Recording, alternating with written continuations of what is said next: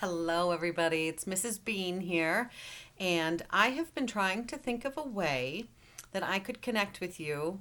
And of course, it's got to be through books, right? So last week, I listened to Crossover. Kwame Alexander actually read the book out loud on Instagram Live, and it was so entertaining and wonderful to hear an author read his own work. And this week, Jacqueline Woodson is doing the same thing, and she is reading a book that she wrote as a memoir. And a memoir is really about a part of your life. And so I started thinking that perhaps this is the time for us to be working on that. How can we write down and record and remember this time? Because it's been unlike any other time, certainly in my lifetime. And I think that it's going to be really vital for us to record it as historians. We are living in history right now.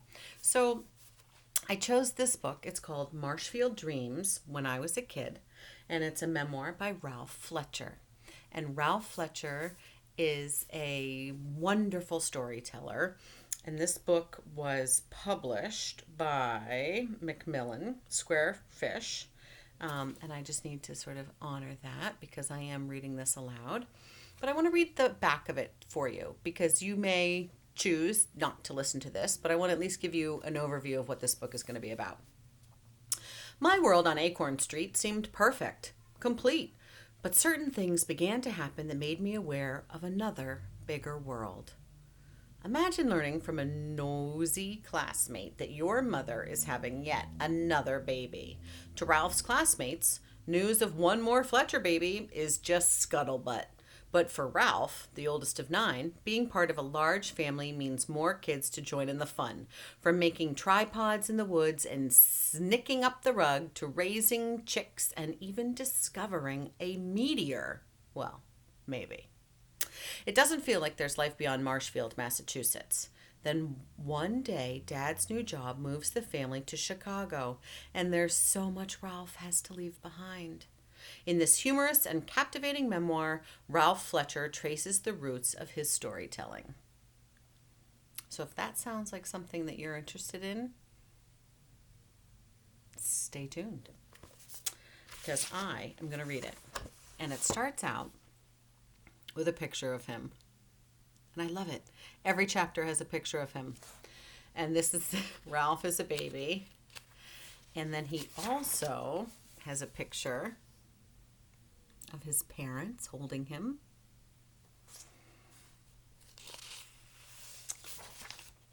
And yet another picture with his parents.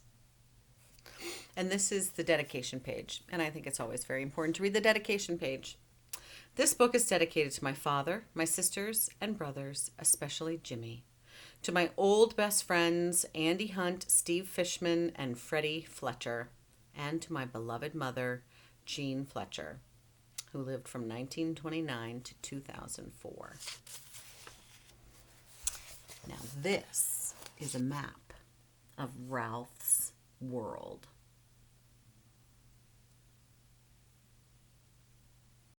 And you can see he's got his house, the clearing, a mud puppy place, an uprooted tree, a swamp, Goldie's grave, Sophie and Arthur Pratt's house, Andy Hunt's house, Steve Fishman's house is down here out of the picture, the chicken coop, a boulder. I mean, I love it, right?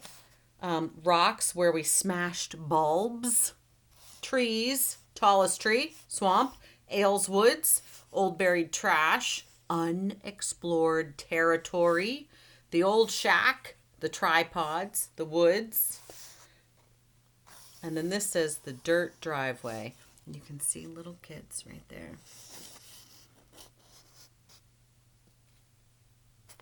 So let's begin. You can always go back. That was at 4 minutes, 36 seconds. So if you ever want to see the map, you can just go right on back.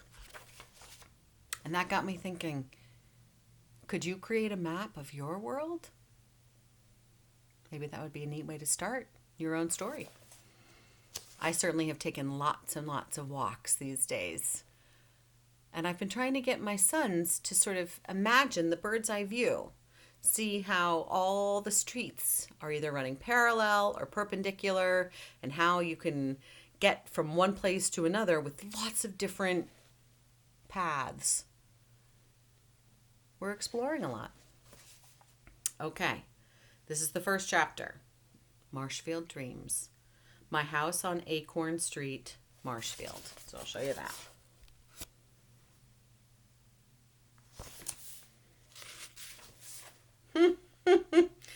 And this is a picture of him at about age 4 or 5. And that little smirk. I could totally see him. I've known little boys with that smirk. Marshfield. There's a town called Marshfield in the state of Vermont. You can also find a Marshfield in Maine, one in Missouri, and one in Wisconsin. I grew up in Marshfield, Massachusetts. The curly part of Massachusetts that sticks out into the ocean is Cape Cod. Marshfield sits on the ocean, just above that curl.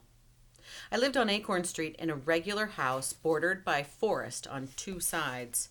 Dad owned 7 acres of wood in the back. Across a dirt driveway, we had Ailes Woods, a forest of pine trees. The pines dropped millions of needles, which gave the forest floor a nice springy feel. Those trees were great for climbing. If I crawled out too far on a limb and fell, the soft needles cushioned my fall, so I never got hurt. The woods held magical things. We found snake skins, real Indian arrowheads, box turtles, beehives, snake spit on tall grass. We dug up the buried trash from people who lived there many years before. We saw gravestones so old we could no longer read the names carved in them. We found all kinds of mushrooms. Some were edible and others were poisonous toadstools. Mom said to think of them as strangers. Some are good, some are bad, and since you couldn't tell the difference, it was best to leave them alone.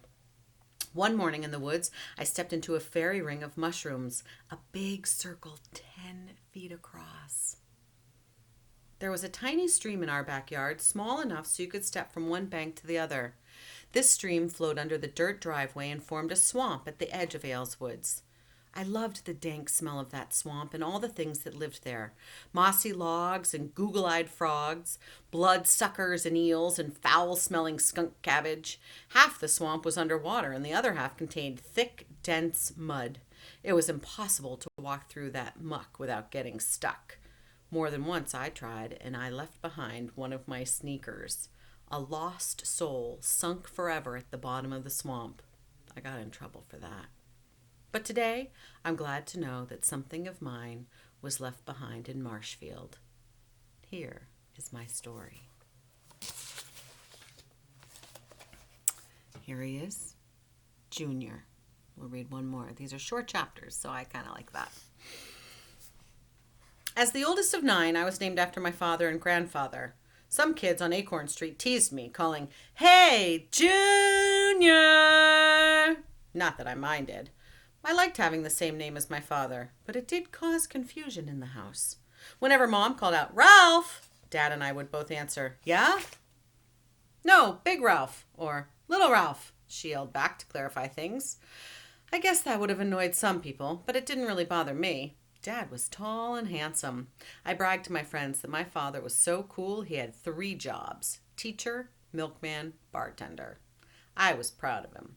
I loved knowing that Ralph could fit us both in one snug syllable.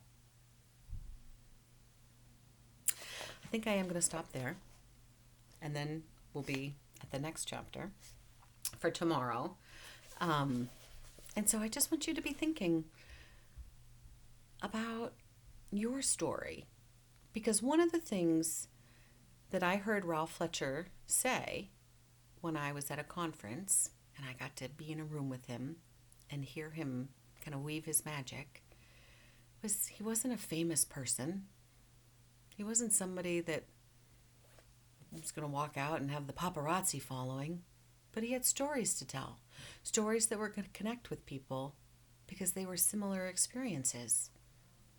And I have a feeling that a lot of you out there are spending time trudging around in the woods in swampy muck.